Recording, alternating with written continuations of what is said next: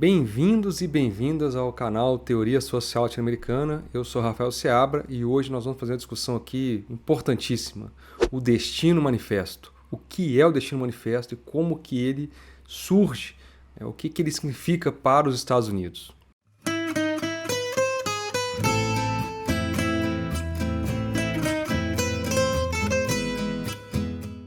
Bom, para quem está chegando agora, conheça o nosso canal, curta o nosso vídeo, se inscreva e participe das nossas discussões. Como eu tinha dito no começo, a questão aqui é fazer uma apresentação bem breve da ideia de Destino Manifesto e como que ela se desenvolve nos Estados Unidos, qual que é o sentido dela.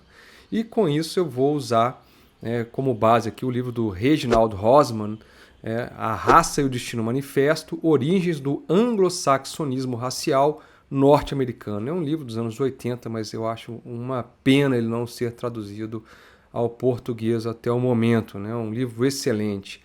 Por que é importante discutir o Destino Manifesto e essa questão do anglo-saxonismo? Porque nesse exato momento os Estados Unidos vivem uma crise de identidade.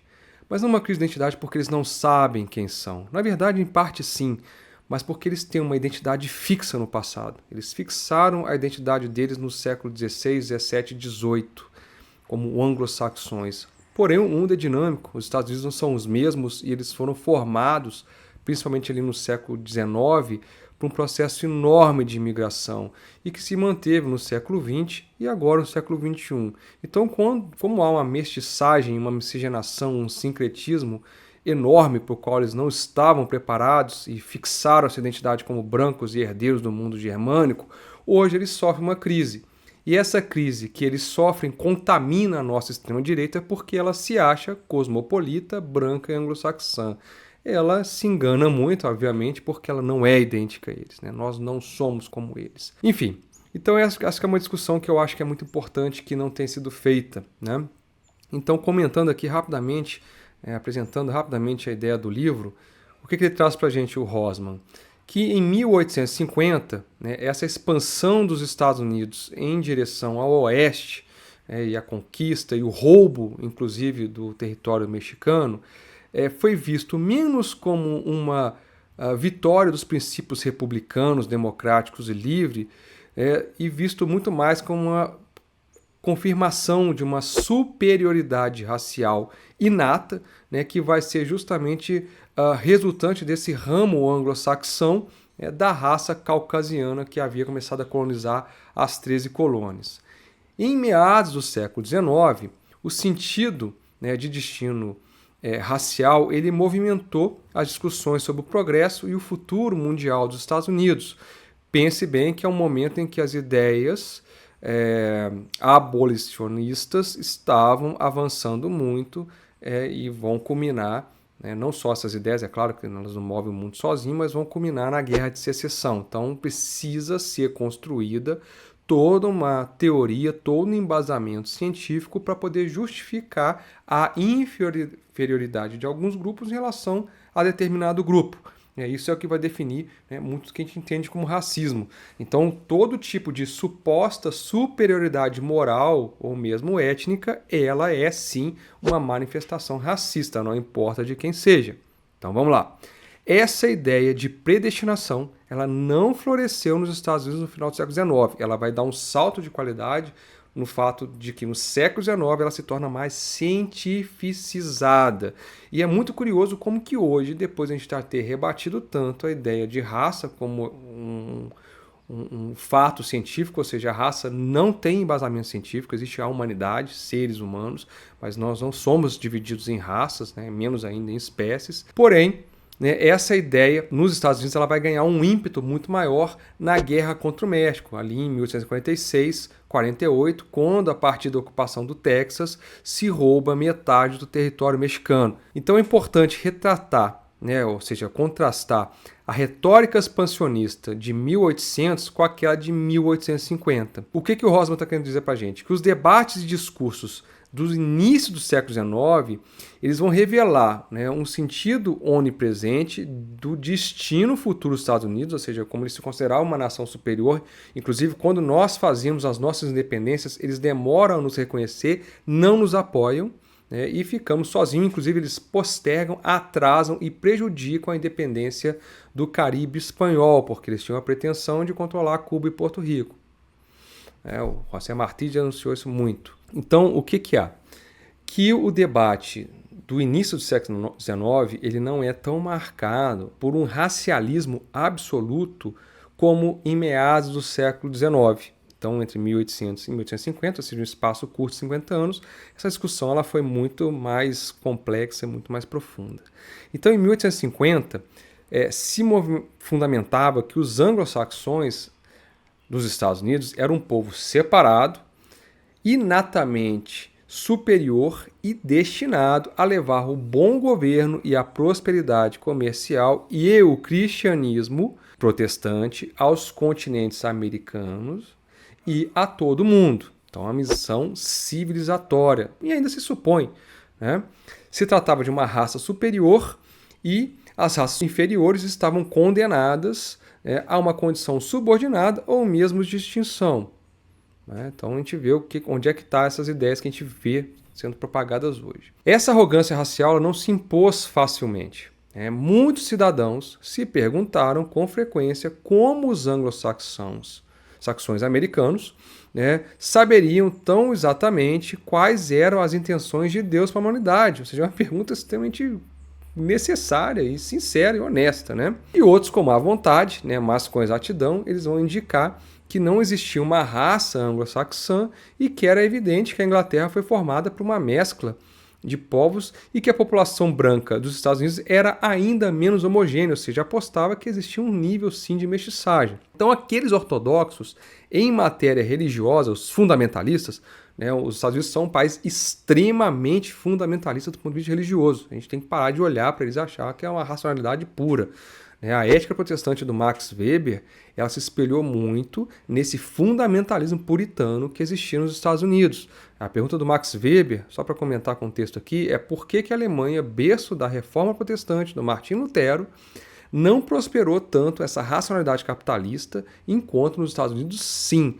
Porém, ele viu que havia seitas que eram fundamentalistas. Então, os Estados Unidos não são essa pureza racional que a gente supõe. Então, o que você tinha discussão ali é que esses ortodoxos eles tinham uma questão para explicar, ou seja, como é que conciliam a ideia de uma raça separada, superior de todas as demais, com o preceito bíblico de uma só espécie humana. Porque se na Bíblia diz, isso deu tela azul na cabeça da extrema-direita brasileira, porque se Adão e Eva, e estadunidense também, se Adão e Eva são os progenitores da espécie humana, todos somos irmãos, então não existe um inferior ou superior. Mora, como é que você explica isso? Então qual que é o problema? Como é que você explica essas teses científicas de várias raças com a questão da Bíblia? Em que em poucos milhares de anos você tinha descendido de Adão e Eva, passando por Noé, etc. Então as razões e a origem da negação de outros povos pelos estadunidenses têm que ser buscadas, por sua vez, na Europa Ocidental. Então, mais especificamente, eles vão buscar essas razões na Inglaterra e na Alemanha. Essas novas afirmações, em 1850, elas caminham junto às novas suposições e tendências abertas pelo racismo científico, que é o que eu disse.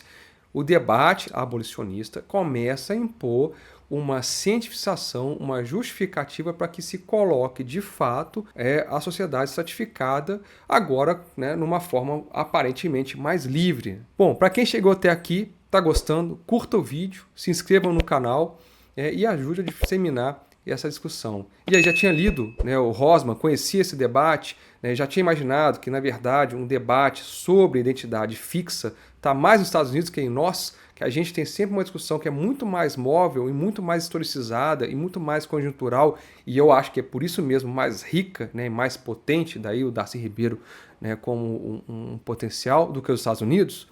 Se sabia, comenta, diz pra gente o que você viu nessa discussão e o que já conhece, ou então refuta, fica à vontade para isso. Essas novas afirmações, então, em 1850, elas caminham junto às novas suposições e tendências abertas pelo racismo científico, como eu tinha dito antes. Então é impossível compreender como, o porquê que os Estados Unidos consideram a sua função internacional em termos raciais sem fazer essa discussão. Porque já em 1850, sem entender por que as nações ocidentais também haviam chegado a pensar a sua história também em termos raciais como também políticos, ou seja, é um momento em que começa de fato a antropologia e outras formas de ciência ou pseudociência a tentar estruturar e mostrar como é que a história, aquela ideia do Hegel, ela vem do Oriente em direção ao Ocidente e os Estados Unidos são o extremo Ocidente, e realizam a história e a racionalidade, enfim. A questão é que enquanto a Europa tentava dar uma justificativa, os Estados Unidos tinha outra, que parecia um pouco mais forte, um pouco mais sagaz. Eles tinham uma história que deu certa qualidade fervorosa e única aos argumentos de um destino racial exclusivo e aumentou o nível em que serão aceitas essas implicações raciais de um poderio mundial, ou seja, eles são a Europa melhorada, eles são de fato o destino de uma racialidade superior. Então, voltando um pouco mais, desde o século XVII, essa ideia dos estadunidenses como um povo eleito, ela já havia sido inculcada no pensamento dessa população. Porque puritano primeiro, ou seja, protestante, uma vertente do cristianismo primeiro e depois estadunidense como um todo. Esses têm uma ideia de um destino manifesto. Então não é insólito que um povo se considere eleito. A gente tem o caso de Israel, que se considera o povo eleito. Todos os povos religiosos se dizem eleitos de alguma coisa. Se todo mundo entendesse o que significa isso de verdade, talvez a gente não brigasse tanto. Mas enfim. Mas sim, é muito raro que um povo receba, pelo menos é o que eles acreditavam, aparentes provas empíricas dessa eleição pelo Senhor. Então as intenções de Deus para eles se revelaram primeiro na sobrevivência e prosperidade daquelas minúsculas colônias que foram feitas ali no litoral Atlântico Norte, que elas sobreviveram, no caso, que por um milagre naquele contexto. O milagre também de uma revolução triunfante contra a Inglaterra, mas se comparada com o que aconteceu na Venezuela, no México, na Argentina, outras regiões nossas, a nossa é muito mais brutal e muito mais difícil de ser realizada que a deles, foi por causa que um acordo entre cavaleiros. E também o crescimento econômico começou a ser bastante expressivo a partir dos anos 1860. Então, o fervor religioso ele desempenhou uma função menos central na América, ou pelo menos ele teve uma importância, porque depois ele foi superado por um fervor político de uma revolução triunfante, entende? Então aquela ideia religiosa ela vai dar um primeiro impulso, mas o que vai fazer com que ela se torne mais hegemônica e mais legítima é o fato político da independência das 13 colônias em 1776. Mas, e se o continente americano fosse completamente deserto? Sem a existência de povos indígenas? Essa é outra pergunta importante. Se ele fosse colonizado apenas por brancos de origem anglo-saxã, poderia ser a história exatamente essa? Talvez fosse até pior. A questão é que a colonização ocorreu não numa região deserta e menos ainda exclusivamente branca, a colonização dos Estados Unidos. Como eu disse no começo, na primeira parte do século XIX, nos Estados Unidos, você tinha uma ansiedade em justificar a escravidão dos negros e a expulsão e o extermínio dos povos indígenas. Então a comunidade intelectual dos Estados Unidos ela não só absorveu as ideias europeias, como também aqueles apetites raciais foram alimentados com teorias científicas baseadas no suposto conhecimento e observação de negros e índios, ou seja, como se fossem culturas pretéritas, mais atrasadas.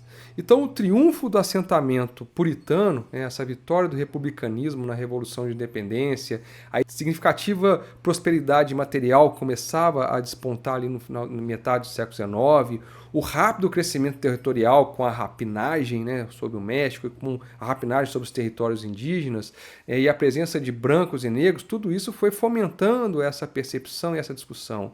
Tudo isso deu uma qualidade especial ao modo como os Estados Unidos receberam essas teorias raciais, como que eles desenvolveram o pensamento racialista da Europa Ocidental. Porém, o pensamento racial estadunidense ele foi peculiarmente britânico. Ele não foi alemão nem francês, ele foi britânico. E como colonos ingleses, esses novos americanos eles se sentiam herdeiros de uma longa tradição.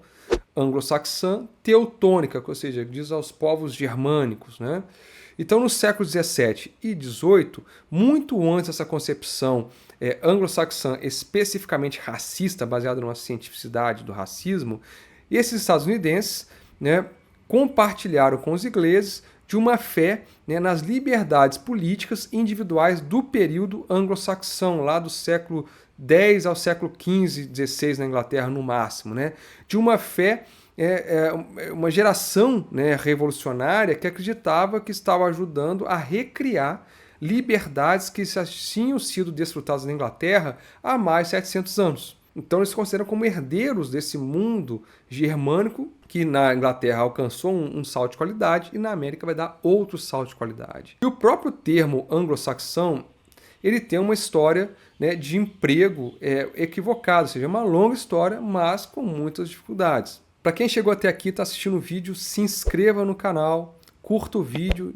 difunda o material e comenta aí, né, o que está achando dessa discussão, se já conhecia o Rosman, se esse debate ainda te parece pertinente ou não, né? Então o termo anglo-saxão, né, na realidade, ele nunca existiu como um povo específico na Inglaterra. Ou seja, você tinha um bom número de tribos, né, do norte da Germânia que começaram a se estabelecer na Inglaterra em grandes grupos ainda no século V, mas eles não formavam um grupo homogêneo conhecido como anglo-saxões, e nem substituíram por completo as populações que já existiam naquele território. Então, das tribos celtas, né, que já existiam ali, e mais à frente as próprias invasões vikings, vão resultar no assentamento de outros grupos que chegam da Europa setentrional, né, inclusive os normandos que vieram pela via da conquista e vão se somar a essa mescla. Então é um território altamente heterogêneo do ponto de vista cultural e étnico.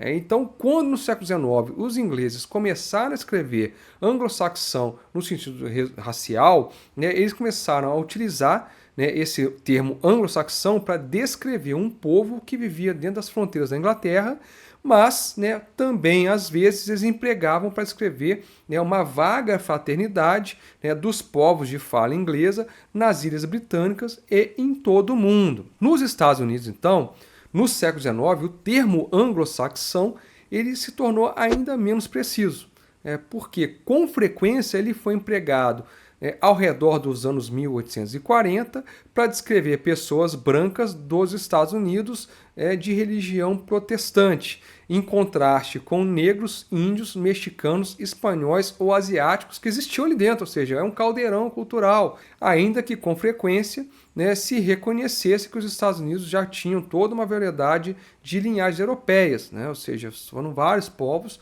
o excedente populacional europeu, expulso pela Revolução Industrial, vai descer, vai caminhar em direção aos Estados Unidos.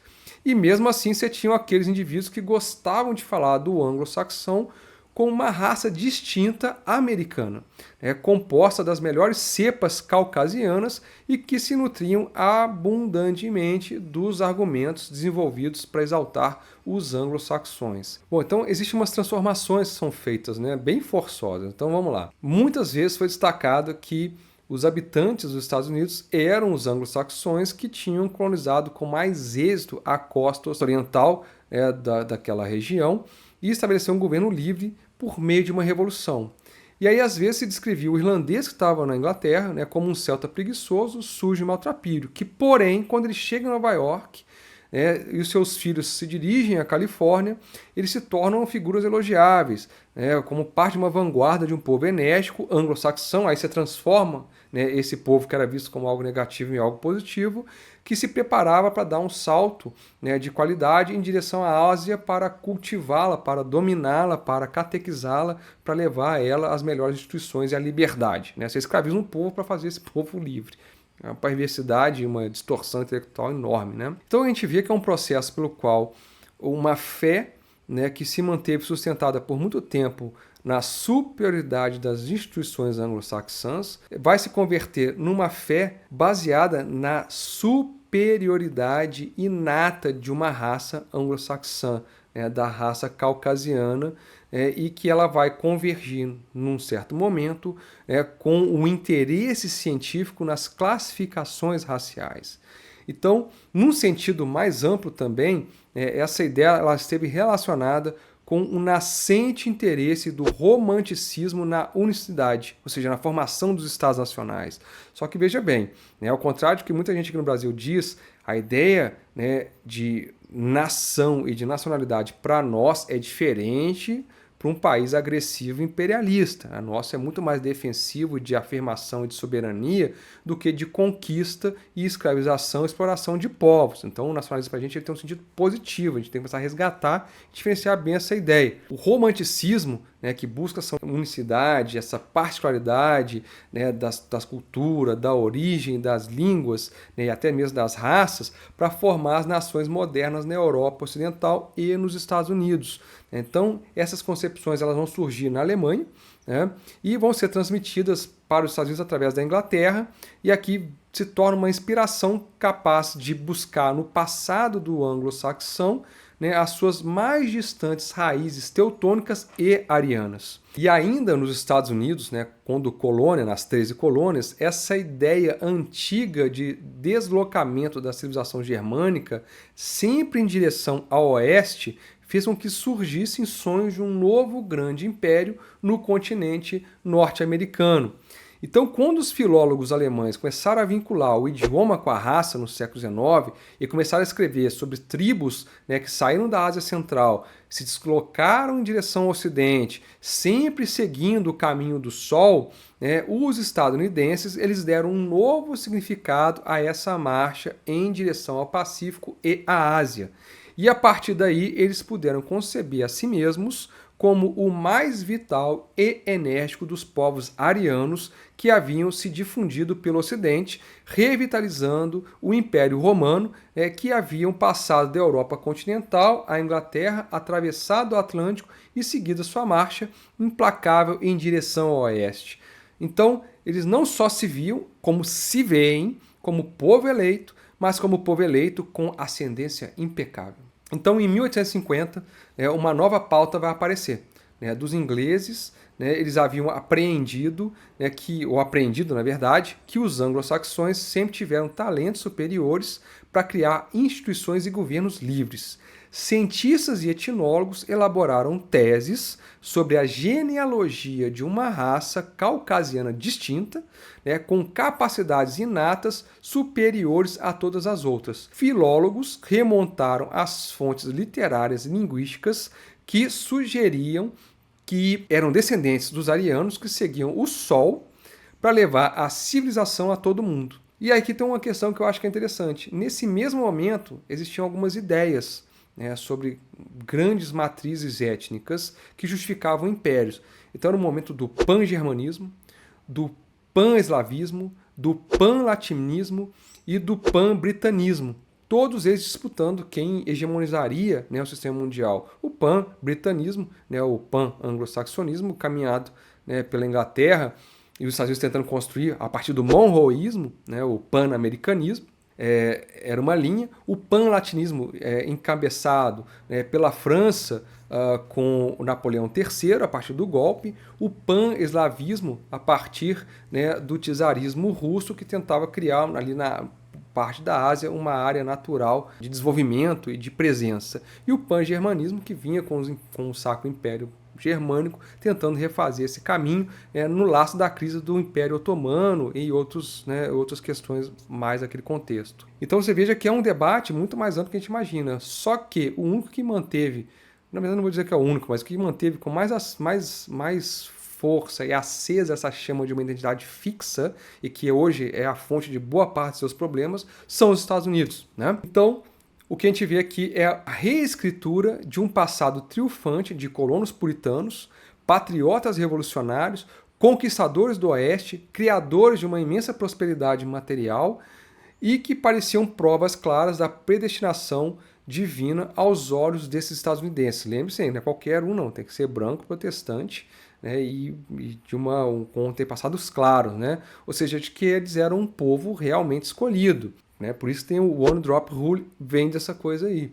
Então, com o período de transformações aceleradas, a nova ideologia racial ela pôde ser aplicada para obrigar os novos imigrantes a se adaptarem ao sistema político, econômico e social prevalecentes, mas também para justificar o padecimento ou a morte de negros, indígenas, mexicanos e mestiços, que não importava muito para eles. Então eles puderam silenciar as consciências por meio de suposições de uma inevitabilidade histórica e científica. Desde 1849, você tinha razões óbvias para que os Estados Unidos ambicionassem ocupar o Texas, o Oregon, a Califórnia, Cuba, Porto Rico, Canadá, grandes partes do México e da América Central e mesmo que penetrassem na Ásia. Ou seja, está todo desenhado, né?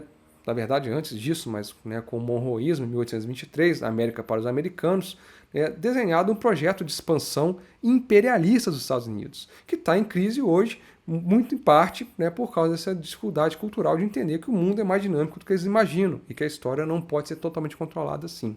O fundamento dessa intenção expansionista tem bases econômicas e geopolíticas, mas o distintivo em relação a 1823, ou melhor, a forma como reatualizar a doutrina Monroe, vai ter mais fortes determinações raciais, e em 1850 os Estados Unidos acreditavam ser o povo eleito, como uma raça superior e destinada a moldar o destino da humanidade. Para quem chegou até aqui, então, curta o vídeo, se inscreva no canal, conheça os nossos vídeos.